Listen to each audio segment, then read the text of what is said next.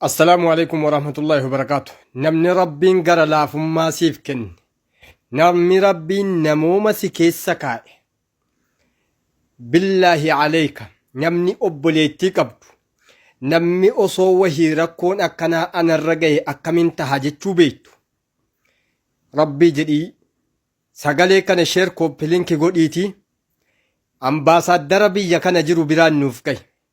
Inninis obboleettiin keenya na gubbaatti agartan kun isii qofaa miti, namoonni baay'een haaluma kanatti jiran. Ummanni keenya shamarran keenya miidhamaa jirti. Keessaa yaa shamarran biyya namaa jirtu rakkoo kana shamara akka keetiiti kan miidhamte kun kana laaliitii sheer kooppilinki godhii qaama dhimmi ilaallatu biraan nuuf gahaa jechuudha.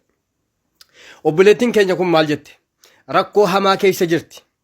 Maal jechaa jirti? Miindaa waggaa tokko moo maal naaf hin kaffalle? Nyaata natti hin kennitu yeroo isiin manaa deemten gartee dhoysee nyaadha. Bishaanan dhugummoo bishaan shintibeetii bishaan hammaamaan dhugee dhuga.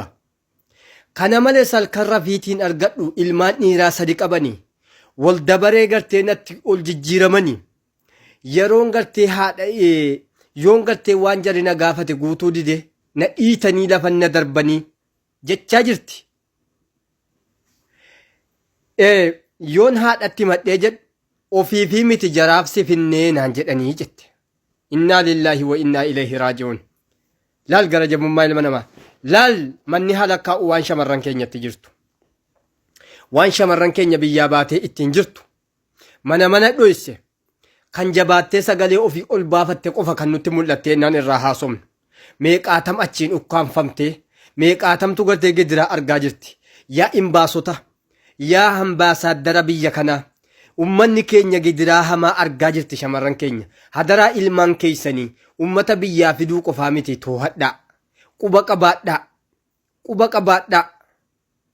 Rabbii soke isin uume sodaadhaa. Rabbii aangoo harka hadhaa isin harka jirtu kana isin harka kaa'e sodaadhaa. Irraa gaafatamtan. Kullukum raa'in wa kullukum mas'uulun an ra'iyyati. Cufti keessan tikseedha waan tiksurraa ni gaafatama. Haqa lammiilee keessanii wanni isin biyya namaa teessanuuf ambaasaaddoroonni haqa lammiilee keessanii eeguufi miidhama shamarran keenyaa eega, miidhama ilmaan Oromoo ilmaan Itoophiyaa biyya namaa keessan miidhamtu nuu ilaalaa, nuu hordofaa. Maqaa Rabbiitiin isin gaafanna. Sagalee obboleettii keenyaa kana nuu qaqqabaa, rakkina isin keessa jirtu keessaa nuu baasaa. Maqaa Rabbiitiin isin gaafanna.